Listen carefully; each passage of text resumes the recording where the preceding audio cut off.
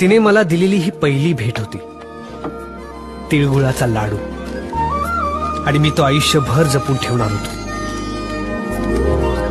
वाटेवरी मी रोजच्या वस्तूगा दिसशील का कधीतरी, दिसलीस की झंकारते उठते मनी किणकिणी गोड गोडशी, रोखुनी मला तू बघशी गोड जराशी हसशी, येशील तशीच तू जाशी.